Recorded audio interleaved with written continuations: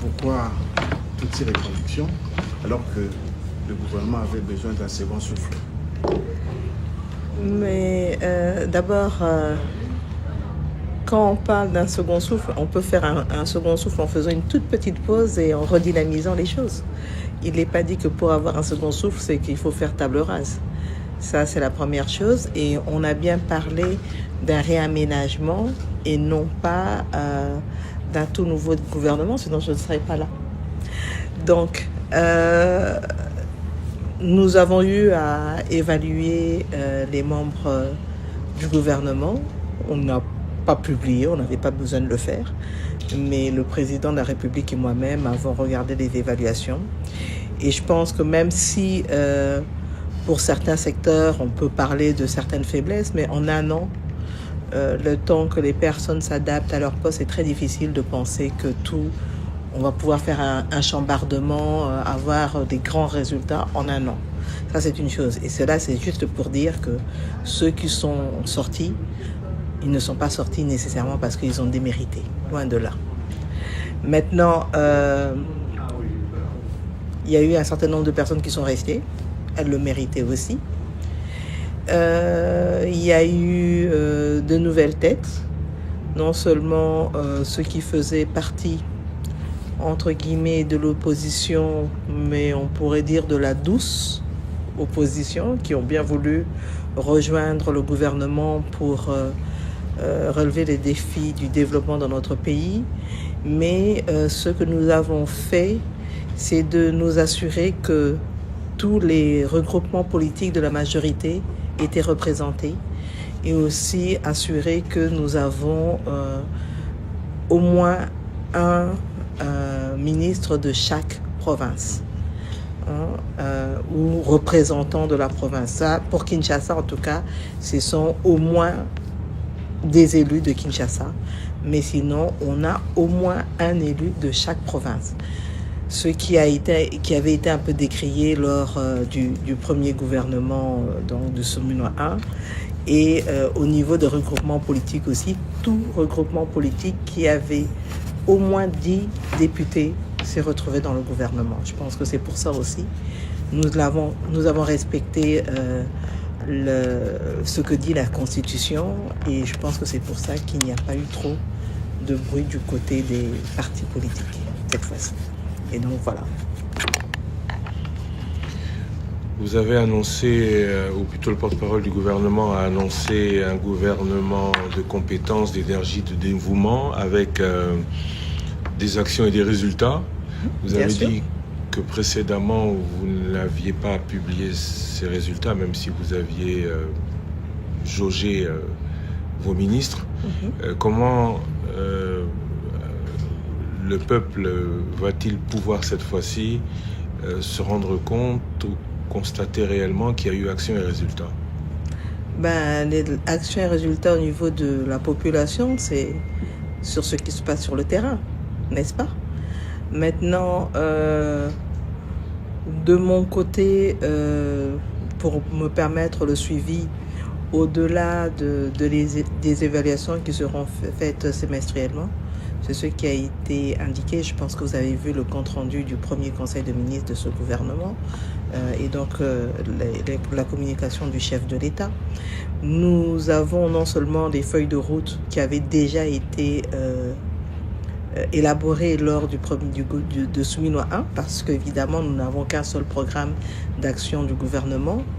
Nous avons commencé l'élaboration lors de Souminois 1 d'un programme, d'un compact qu'on appelait un compact résilience pour booster en fait le programme d'action du gouvernement et ce qui va nous permettre vraiment pour au moins un an de mettre un accent particulier sur les questions d'infrastructure, sur l'agriculture, parce que nous voulons absolument avoir une accélération sur l'autosuffisance alimentaire. Vous avez pu constater que cette année, la crise du maïs qui a régné les années précédentes, notamment dans le Haut-Katanga ou dans le Kasaï oriental, nous ne l'avons pas eu. simplement parce que c'est vrai, nous avons eu recours à l'importation du maïs, mais nous avons aussi une production locale de maïs. Donc c'est vraiment un accent sur l'agriculture que nous voulons avoir. Nous allons travailler dans le cadre du PDL pour commencer, j'ai parlé d'infrastructure, reprendre le travail avec les routes de desserte agricole, mais les routes provinciales aussi, question de pouvoir assurer une fois que les agriculteurs ont produit, on peut avoir des voies d'évacuation pour les produits. Et un autre programme, au-delà évidemment de tout ce qui reste dans le PAG, comme l'éducation, la santé avec la couverture santé universelle qui va continuer, nous allons mettre aussi un accent particulier sur la ville de Kinshasa, qui est la capitale, le centre des institutions, et on ne peut pas continuer à regarder Kinshasa dans l'image qu'elle projette aujourd'hui. Il nous faut montrer que le gouvernement fonctionne, que le gouvernement a des actions, et cela se voit aussi par le fait que Kinshasa va devoir changer d'image. Puisque vous avez parlé en termes de résultats du prix du maïs, oui, les prix ont considérablement diminué, mais tout cela est dû à votre arrêté qui court sur une période d'1 an et qui, en fonction du budget 2025, ne peut pas être renouvelé.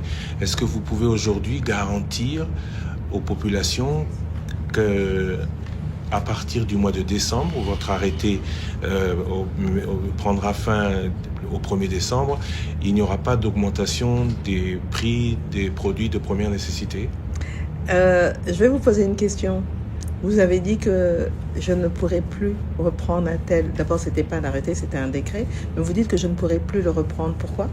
Parce que dans le budget, il a été notifié que certaines taxes ne pourront plus être exonérées du fait du gouvernement, mais du Parlement. Donc, vous parlez de la loi de finances 2025. Tout à fait. Et donc, nous sommes en train de travailler sur une nouvelle loi des finances 2026. Et c'est une discussion que nous aurons avec les élus du peuple, parce que vous savez, quand, par exemple, on donne des exonérations, qu'on donne des facilités, notamment ce qui a été fait dans un décret comme facilité pour les entrepreneurs qui sont à l'est du pays, et qu'il nous a été demandé par les élus du peuple de voir comment aider ces personnes qui travaillent pour avoir un revenu et ramener un certain nombre de ressources, et notamment des ressources alimentaires en RDC, et particulièrement à l'Est. C'est les élus qui l'ont demandé. Et donc, il y a toute une discussion qu'on aura avec eux dans le cadre de la loi de finances 2026. Et je pense que ce type de barrières pourront être levées, parce qu'il est important que le gouvernement puisse avoir cette capacité, cette flexibilité en fonction du contexte dans lequel on se trouve, de pouvoir donner un certain nombre de facilités aux entrepreneurs qui travaillent dans notre pays. Je reste dans la publication du gouvernement. Oui. L'opinion congolaise attendait un gouvernement resserré avec un nombre réduit des ministres, comme le président de la République l'avait dit lorsqu'il a réuni les cadres de l'Union sacrée, alors que cela n'a pas été le cas à la formation du gouvernement. Est-ce que pour un pays comme la RDC, il est difficile, Madame la Première ministre, d'avoir un gouvernement de moins de 40 ministres? Quelle est la vraie problématique avec un gouvernement pléthorique qui peut-être pourrait répondre, si réduction il y avait, à la problématique de la réduction du train de vie de l'exécutif?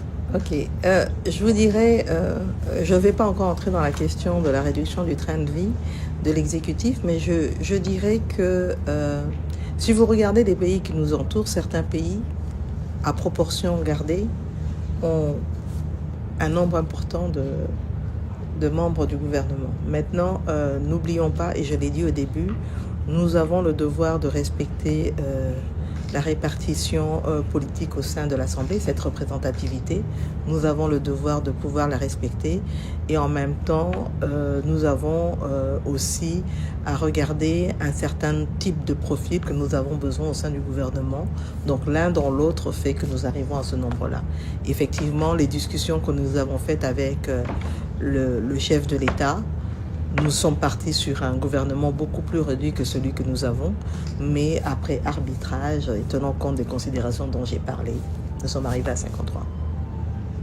Excellence, Madame la Première ministre, peut-être que le gouvernement garde ça en secret, peut-être, mais la situation à l'est du pays semble établir une forme de balkanisation qui ne dit pas son nom. On a l'impression que nous avons atteint les limites de la diplomatie parce que au niveau de la diplomatie, ce sont les résolutions des Nations Unies, du Conseil de sécurité, mais sur le terrain, tout ceci n'est pas appliqué. Et chaque jour qui passe, le Congo s'en va. Dans ces parties-là, c'est une autre administration, on nomme même des consuls. Alors, je pense peut-être qu'il faudra nous dire, y a-t-il une cohérence? Est-ce que quelque chose va se passer? Le pays va-t-il retrouver son intégrité? Sinon, la guerre peut-elle encore une fois être une solution à envisager? Écoutez, la guerre est déjà là. Sinon, ce qui se passe sur les terrains, tout le combat à l'Est, c'est une guerre. Non? On est supposé être dans une... Oui, maintenant, ce dont vous voulez, c'est déporter la guerre en dehors de nos frontières. Ça, c'est un autre débat. Mais vous savez, la situation aurait pu être pire que ça. Donc, quel que soit X, c'est vrai, nous avons perdu quelques territoires en République démocratique du Congo, mais ce n'est pas la fin. C'est vrai que nous avons compté sur la diplomatie. La diplomatie a joué parce qu'il était important d'arriver à nommément indiquer qui était l'agresseur. Et je pense que ça, c'est un élément important que nous avons réussi à travers la diplomatie agissante du chef de l'État et du membre du gouvernement, à travers notamment la ministre d'État aux Affaires étrangères. Maintenant, je pense qu'il est important de continuer le processus de paix. Nous avons eu les résolutions des Nations Unies, la 2573 au niveau du Conseil de sécurité. Du Conseil de sécurité. Nous avons eu un certain nombre de résolutions au niveau de l'Union africaine, au niveau de la SADC, la EAC, mais c'est vrai que cela n'a pas suffi. Raison pour laquelle nous avons, avec l'appui des États-Unis d'Amérique, du président Trump, été dans les accords de Washington, signés entre le gouvernement congolais de la République démocratique du Congo et le gouvernement rwandais. Maintenant, il y a assez pour parler au niveau de Doha.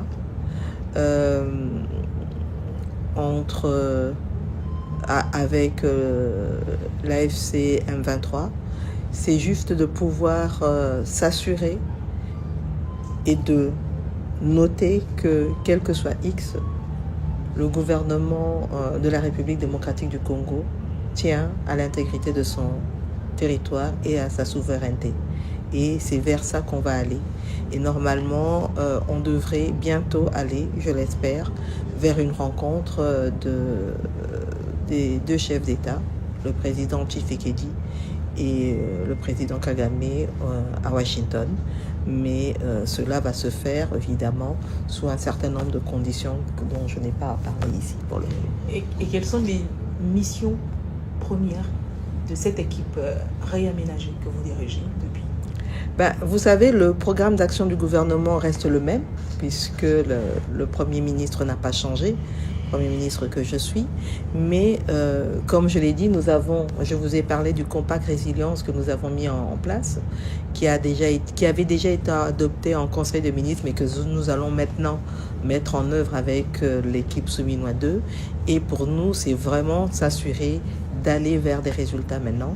L'équipe n'a pas beaucoup changé, donc ça veut dire qu'il n'y aura pas ce temps d'adaptation qu'on a eu lors de la première équipe gouvernementale. Ça, c'est un élément positif, parce que quand vous changez de gouvernement Si vous voulez le changer dans son entièreté, il faut donner aussi la possibilité à ces personnes qui arrivent de pouvoir s'adapter. Et l'adaptation, ça prend du temps. Vous écoutez votre peuple souvent, Madame la Première ministre? J'écoute. Tous les jours, j'écoute la radio. Votre nouvelle équipe gouvernementale? Bon, il y a des gens qui sont heureux, il y a des gens qui sont positifs. Quelques-uns ne le sont peut-être pas. Mais bon, il faut laisser le temps à cette équipe de faire le travail, de prouver de quoi ils sont capables. Madame, vous avez rencontré le Premier ministre japonais. Nous sommes ici à Yokohama, pour la TICAD 9. On a l'impression que le Congo, peut-être que j'ai toujours eu cette impression, dans son administration, a mis les grands paquets aujourd'hui pour être cohérent, pour être à la page du défi. Qu'est-ce que le Japon est prêt à faire réellement pour le Congo? Ou sinon, par rapport à ce que vous avez gagné là-bas, qu'est-ce que vous ramenez dans votre escarcelle? Écoutez, déjà ça, nous avons gagné quand j'étais ici. Il y a quelques mois, nous avons eu à signer un accord pour l'exploitation de manganèse dans le Congo central. Et donc, nous sommes toujours en contact avec cette entreprise japonaise pour assurer que le démarrage des activités se passe correctement. Et dans ce démarrage d'activités, particulièrement pour cette exploitation de manganèse, c'est aussi une sensibilisation de la population parce que ça va être une des premières fois que nous allons exploiter des minerais dans le Congo central. Et il faut sensibiliser la population pour qu'elle comprenne que ça ne va pas se faire en défaveur de la population, mais au contraire, cela va jouer vraiment en avantage pour cette population qui pourra bénéficier de l'emploi, qui pourra bénéficier de formation professionnelle pour être recruté pour des métiers particuliers dans ces entreprises, mais il va y avoir aussi un certain nombre de travail ou d'avantages d'intérêt collectif qui vont être apportés. Hier, il y a eu la signature d'un MOU entre une organisation gouvernementale japonaise qui travaille notamment dans le secteur minier et énergétique avec la GECAMIN. C'est un MOU qui va permettre aussi de voir comment les Japonais vont pouvoir travailler en République démocratique du Congo dans le secteur minier. Vous savez, actuellement, au niveau du secteur minier, quand on regarde au niveau du cadastre minier toutes les parcelles minières qui sont disponibles, aujourd'hui, il n'y a que 15% qui ont été octroyés, malgré ce que les gens ont tendance à penser. C'est ça la réalité. Et donc, il y a encore de l'espace. Mais le plus important aujourd'hui, c'est qu'avec le Japon, nous pouvons aussi élargir notre partenariat, le diversifier, parce que c'est ce que nous recherchons. Et le mot d'ordre que nous avons, ce que nous disons à nos partenaires japonais, c'est que si vous venez, par exemple, pour les mines, nous voulons travailler avec vous dans un partenariat gagnant-gagnant en allant vers la transformation des minerais en République démocratique du Congo. Et c'est dans ce cadre-là que nous pourrons créer encore plus d'emplois. Autre chose, il y a aussi l'expérience que nous pouvons tirer, notamment du Japon, tant en termes d'agriculture, tant en termes de formation professionnelle, parce que nous avons eu à rencontrer, et je pense que vous l'avez vu aussi, le développement qu'ils ont en termes de nouvelles technologies de l'information ou bien d'intelligence artificielle.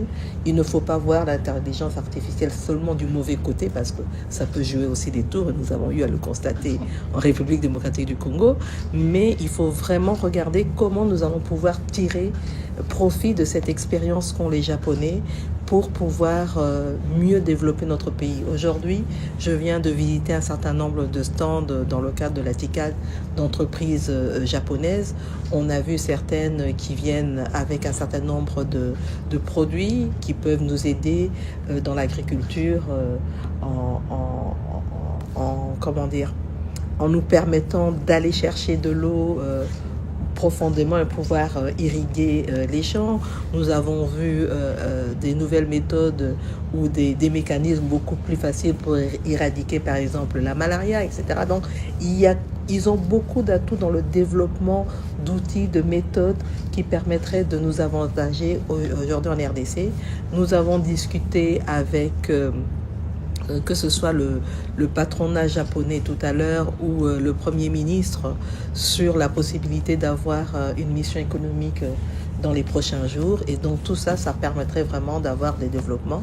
Demain, par exemple, nous aurons encore un autre accord qui sera signé entre une start-up qui travaille dans la télédétection et le service national géologique. Donc, il y a pas mal aujourd'hui d'actions qui sont en train d'être menées pour assurer la venue d'investisseurs japonais en République démocratique du Congo. Et c'est grâce au secteur privé, comme on a l'habitude de le dire avec le chef de l'État, que nous allons pouvoir créer le total des 6 millions d'emplois recherche. Madame la Première ministre, vous parlez des mines, les Japonais pourraient venir investir dans le secteur, mais quand on parle mines, on parle énergie. Et est-ce que vous avez pu prendre quelque chose pour le secteur énergétique et en deuxième lieu sur le plan de l'innovation? Qu'est-ce que vous ramenez au pays?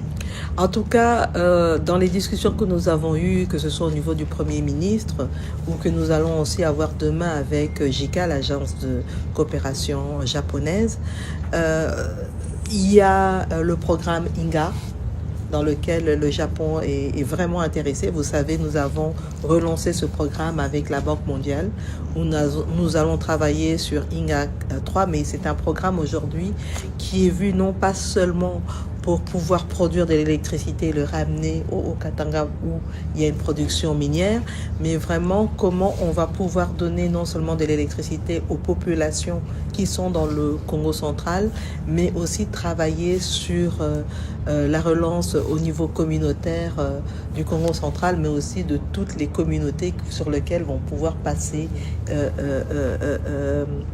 les fils électriques, comme on a l'habitude de le dire. Et donc ce programme dans son ensemble est un boost que nous allons avoir en République démocratique du Congo, mais en même temps, dans les discussions que nous avons déjà eues avec la Banque mondiale, c'est de voir, en attendant de pouvoir avoir la réalisation du programme INGA, parce que la finalisation des études ainsi que les études environnementales et le démarrage des travaux, dès qu'on a l'ensemble des financements, peut prendre une dizaine d'années, si pas plus. C'est de travailler à des solutions alternatives d'électrification du pays, parce que ça permettrait justement de booster le développement à travers l'industrialisation ou d'autres activités économiques. Nous sommes ici au Japon. Au niveau international, les relations entre Kinshasa et Tokyo semblent aujourd'hui s'améliorer. Nous sommes de nouveau éligibles aux aides du Japon après un grand moment d'absence, dû notamment au non-paiement de dettes et à une certaine mauvaise gouvernance. Le Japon renoue avec le Congo, les États-Unis veulent avoir un nouveau contrat, mais dans tous les cas, ces pays, vos interlocuteurs, parlent de lutter absolument contre la corruption. Les Américains ont dit pendant de très nombreuses années qu'il n'y aura pas d'investissement en RDC tant qu'il y aura autant de corruption. Vous avez nommé un nouveau ministre de la Justice. A-t-il un mandat particulier? Que pouvez-vous annoncer de plus à faire dans le secteur? Vous savez, quand on parle d'investissement, que ce soit avec les Américains ou avec les Japonais ou tout autre partenaire, puisque nous parlons de diversification de notre partenariat, on parle de l'amélioration du climat des affaires. C'est pas quelque chose de nouveau dont on parle, c'est quelque chose qui revient. On a notre plan d'action à ce niveau-là, avec un certain nombre de réformes à mener. Et dans ces réformes, il y a notamment, évidemment, la nécessité de donner des garanties sur la sécurité judiciaire et juridique des entreprises qui travaillent en RDC, que ce soit des Congolaises ou des étrangères. Et il y a aussi cette lutte contre la corruption. Alors, la lutte contre la corruption, c'est vrai que le nouveau ministre d'État au niveau de la justice aura à travailler sur cela. C'est vraiment un point sur lequel on doit prêter une attention particulière, mais il faut savoir aussi que quand on parle de corruption, on parle de corrupteurs et de corrompus. Et donc, il faut le regarder dans son ensemble. Raison pour laquelle, même quand on regarde nos différents services, si aujourd'hui, au niveau de la fonction publique, on est en train de travailler pour une amélioration de la rémunération des travailleurs, si aujourd'hui nous avons cette caisse nationale de sécurité des agents et fonctionnaires de l'État, c'est pour permettre au fur et à mesure qu'on évolue de mettre les fonctionnaires dans les bonnes conditions, qu'ils ne soient plus des personnes qui peuvent être susceptibles d'être corrompus. Ça, c'est déjà un premier pas parce que ça va changer beaucoup dans l'environnement dans lequel on se trouve.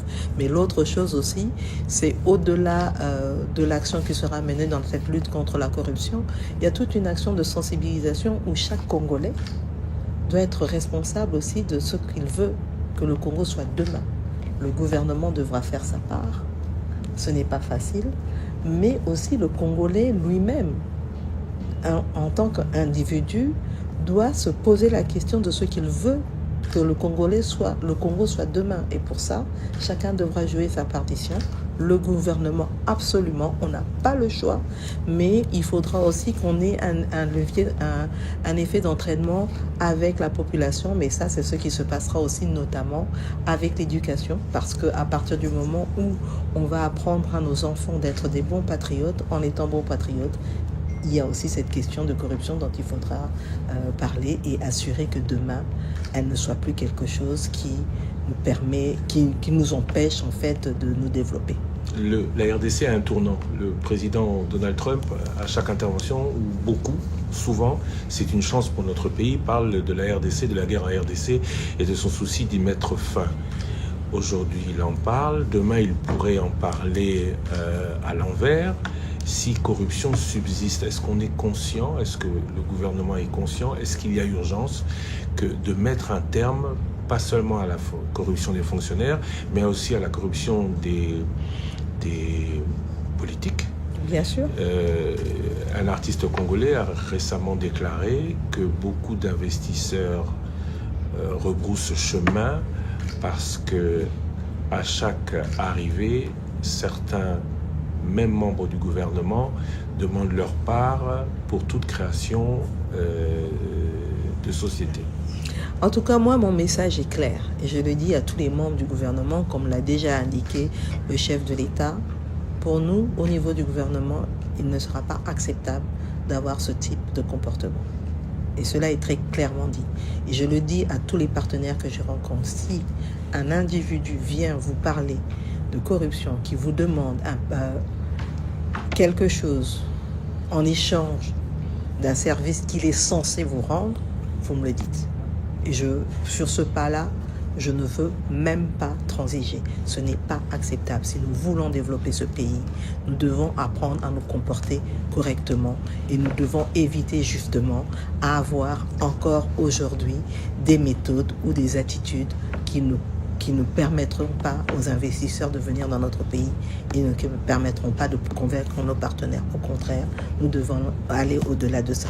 Madame, dans cette phase importante où le pays est en train de chercher sa souveraineté et son intégrité, la presse a un rôle à jouer important dans la sensibilisation de l'opinion publique. Mais cette presse est laissée pour compte par les gouvernements. Ça fait 4 budgets, l'aide à la presse ne vient pas. C'est comme si nous étions des pestiférés. La presse, on lui demande tout et on ne lui donne rien. Peut-être qu'il y a des choses qui se font. Encore une fois, il faudra nous les informer. Mais depuis 2012, on a parlé de l'aide à la presse. On avait même parlé d'un montant qui devait être dans les budgets de l'État pour que cette presse sorte des marécages de la misère où est-ce qu'il se trouve aujourd'hui. Vous venez d'avoir un nouveau gouvernement. Est-ce que la presse peut compter sur le gouvernement pour que le gouvernement puisse compter sur la presse? Je pense que la presse et le gouvernement, nous sommes des partenaires. Maintenant, entre partenaires, il va falloir se mettre d'accord sur ce qu'on veut. La presse a un rôle à jouer. Et je pense que ce rôle est de donner les informations, les analyser et les traiter de manière objective. Et au gouvernement, c'est aussi le plus possible donner l'information qu'il se doit, l'information correcte à cette presse pour qu'elle puisse la relayer en faisant ses analyses, bien entendu. Maintenant, la question du budget, c'est une chose. On va voir, j'espère que cette fois-ci, on pourra vous donner cet espace-là en termes budgétaires. Mais vous savez que nous avons eu même à avoir un collectif budgétaire pour réduire le budget parce que face à la guerre, évidemment, nous ne pouvons pas avoir toutes les ressources que nous aurions voulu pour le mettre dans le développement et la liberté de la presse fait partie de ce développement-là. Maintenant, au-delà de ça, la question que je me pose, c'est combien il va falloir mettre dans le budget pour la presse pour assurer que cette presse devienne vraiment une presse indépendante mais objective. Est-ce que c'est ça qui va résoudre le problème au niveau de la presse? Je me pose la question. C'est un débat. Oui, c'est un débat. Quand même par nous sortir du marquage. C'est un débat. Est-ce que vous êtes sûr que dans d'autres pays en développement, c'est cette manière-là qui permet à la presse de subsister? Je pense que c'est un débat. On pourra discuter de cela en long et en large. On n'aura pas fini la discussion ici. Autant je dis, travaillons pour qu'on puisse assurer, mais maintenant, il ne faudrait pas qu'une fois qu'on met une ligne de crédit, que ça devienne tout un débat au niveau de la presse, qui aura et qui n'aura pas, etc. Parce que là aussi, il faut que la presse puisse être organisée de telle manière que demain, ce ne soit pas une lutte fratricide au sein de la presse. Mais en même temps, à nous de voir maintenant en tant que gouvernement comment nous pouvons accompagner cette presse sans pour autant donner l'impression que nous l'achetons, mais plutôt que nous travaillons en parfaite collaboration en tant que partenaires qui se respectent. Il vous reste 15 minutes. Ah, encore. Autre sujet abordé au cours de ces assises ici à Yokohama, c'est des thématiques liées notamment à l'agriculture et à l'éducation, puisqu'il faut co-créer des solutions, notamment nous on a besoin de l'agriculture pour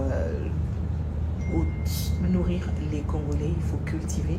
Comment capitaliser ce secteur pour bénéficier de l'expertise du Japon? Ça, c'est d'abord pour le côté agriculture. Et pour l'éducation, la RDC fait un pas vers l'avant, un très bon pas, notamment dans le PDL 145 territoires, en construisant des écoles.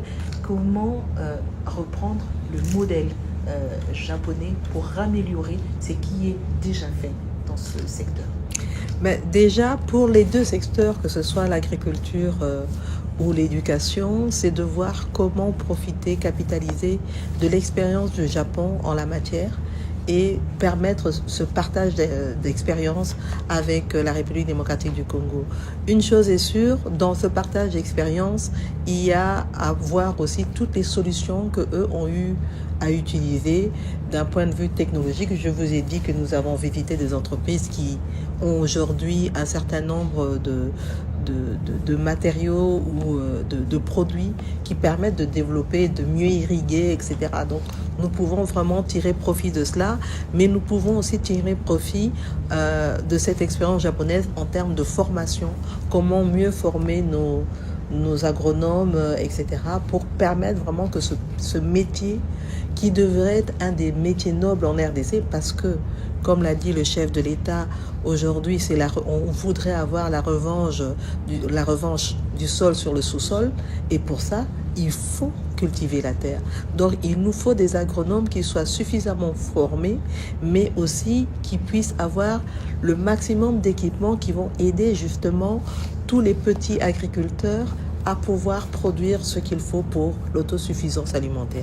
Ça, c'est une chose. Au niveau de l'éducation, évidemment, il y a non seulement une question de civisme important à inculquer à nos enfants, mais aussi c'est la qualité du programme qu'on veut leur donner.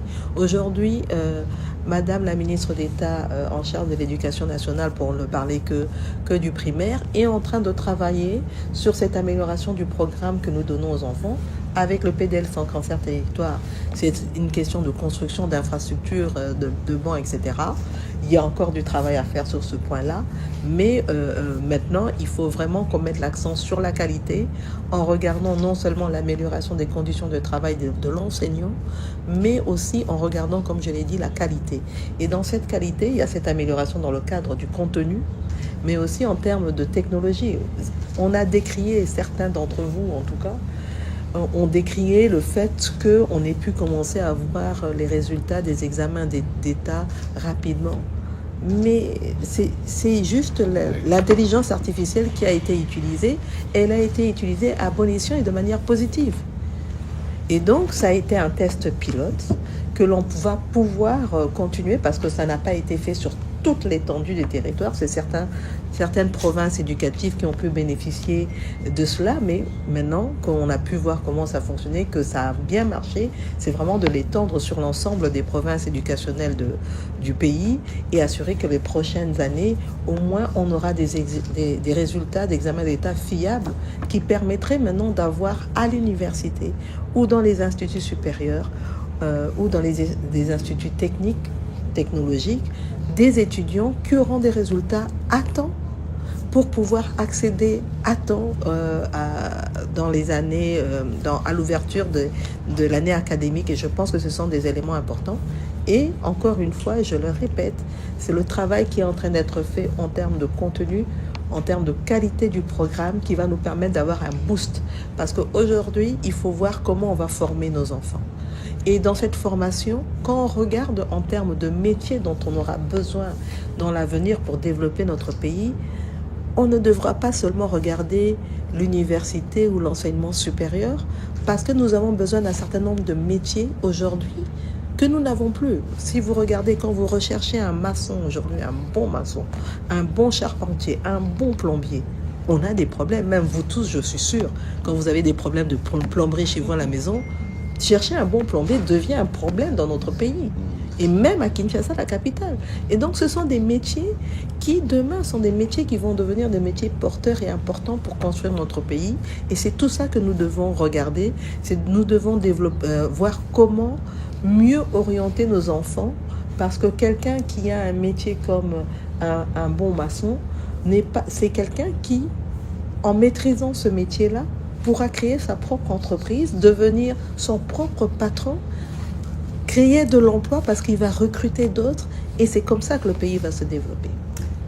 Au Japon, la moisson a été abondante pour vous en termes de rencontres de haut niveau, du concret dans la consolidation de la paix en République démocratique du Congo, au-delà des relations bilatérales entre les pays que vous avez rencontrés au travers de leurs chefs d'État et de gouvernement.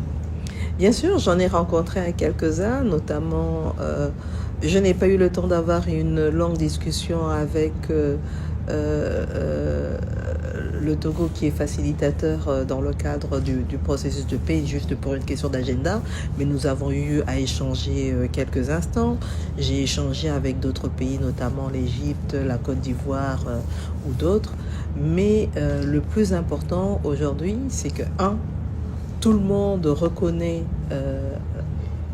la souveraineté de la République démocratique du Congo. Tout le monde est d'accord pour le respect de l'intégrité territoriale de notre pays. Ça, il n'y a même pas à discuter sur ça. Et donc, en partant sur cette base est importante. Je pense qu'à partir de là, on a suffisamment de soutien pour assurer que dans ce processus de paix dans lequel nous sommes aujourd'hui, nous pourrons arriver avec le soutien des uns et des autres, arriver à effectivement avoir la paix, parce que sans la paix, nous n'aurons pas le développement que nous voulons à toutes les échelles de notre pays. Madame, on dit que le pouvoir change les gens. Le pouvoir change. Vous êtes la première femme Premier ministre de notre République. Vous exercez maintenant plus d'une année. Qu'est-ce qui a changé en vous? Vous avez une autre vision? Vous avez une autre façon de voir les choses? Parce que vous êtes resté très, très, très placide. Rester placide. Je pense que chez nous, le problème, c'est qu'on veut toujours voir les gens parler. Et c'est peut-être ça le problème. C'est vrai, c'est peut-être une déformation que j'ai.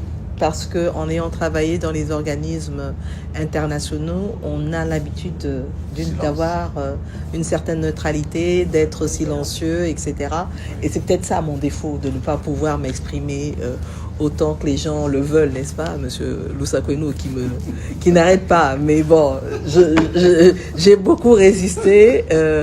Mais bon, je me suis dit, cette année, peut-être que je vais faire cet effort-là, de parler un peu plus pour expliquer ce que nous sommes en train de faire, parce que je pense que la population congolaise a besoin de savoir ce qui se passe, qu'est-ce qui marche, qu'est-ce qui ne marche pas, où est-ce que nous avons des contraintes et comment nous pouvons, avec elle, cette population, avancer pour le développement de notre pays et aussi peut-être pour les femmes congolaises.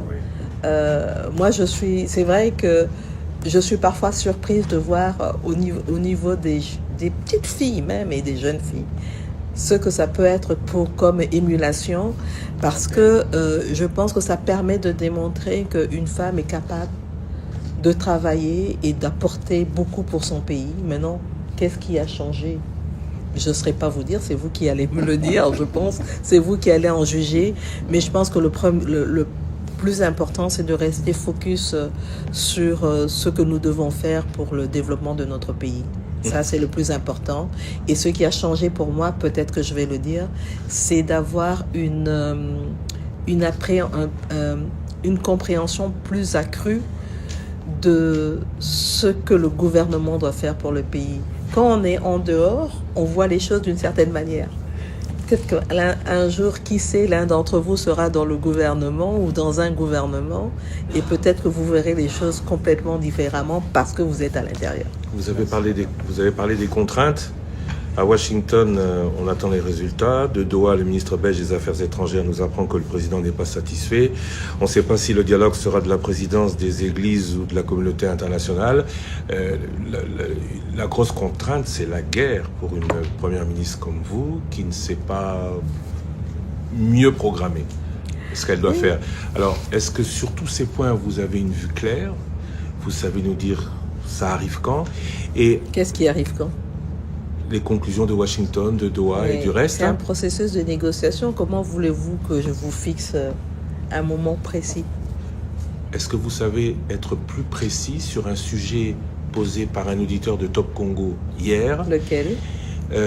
Vous êtes une maman. Willy Kalingai a rappelé que c'est une dame, vous êtes une dame et que vous avez en politique d'autres perceptions. Vous allez faire le marché assez régulièrement pour nourrir la famille.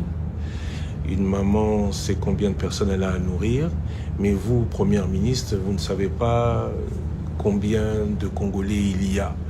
Est-ce que ce n'est pas aussi une contrainte de ne pas faire le recensement, de ne pas savoir combien de Congolais il y a pour programmer des lendemains meilleurs?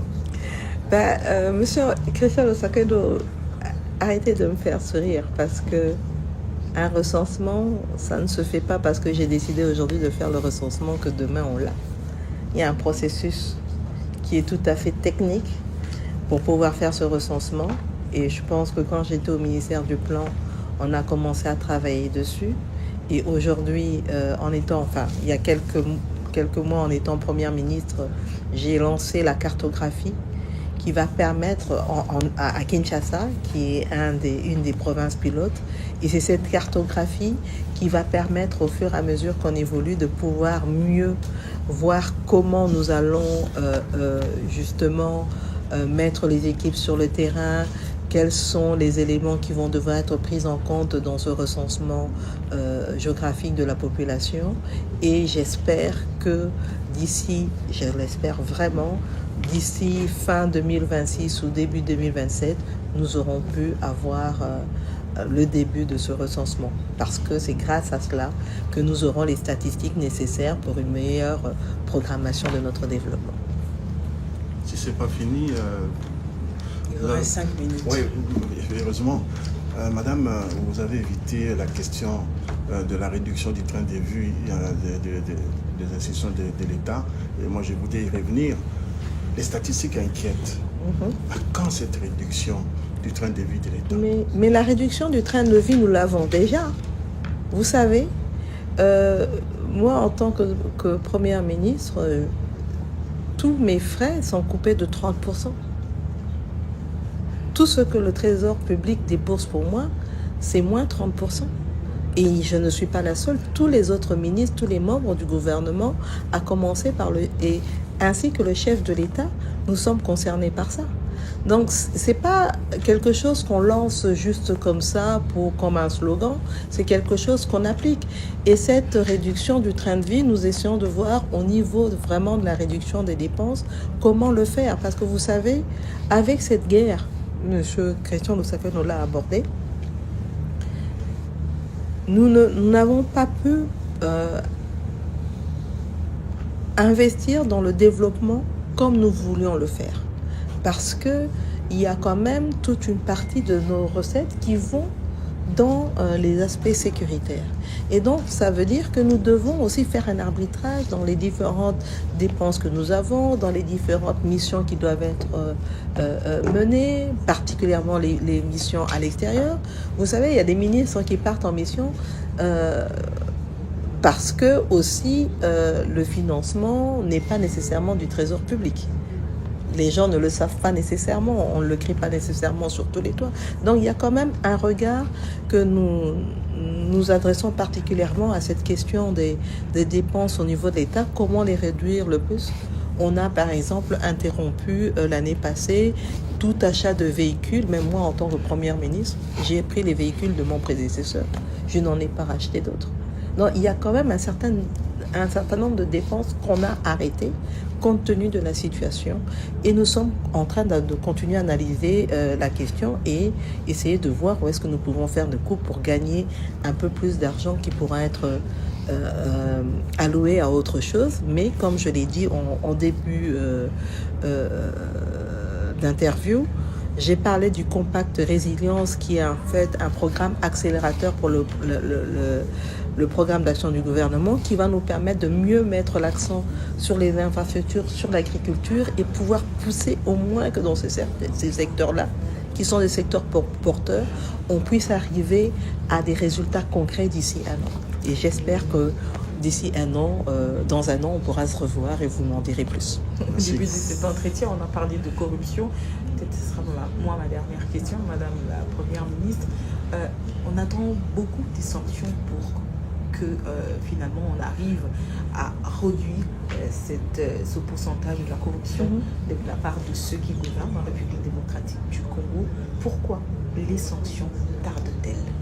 Bon, écoutez, c'est sûr qu'il va falloir travailler sur les sanctions au niveau administratif, quand je parle par exemple des agents fonctionnaires de l'État, mais il y a aussi la sanction qui doit venir du côté judiciaire et tenant compte de l'indépendance de la justice. Moi, je ne peux pas aller imposer à un magistrat ou à un juge une décision, mais il y a quand même des discussions que nous avons en interinstitutionnel avec notamment le président du Conseil supérieur de la magistrature qui nous permet de voir, et même avec les autres membres du Conseil supérieur de la magistrature, pour discuter et voir comment eux aussi à leur niveau, ils peuvent vraiment amener les magistrats, les juges à prendre les décisions qu'il faut pour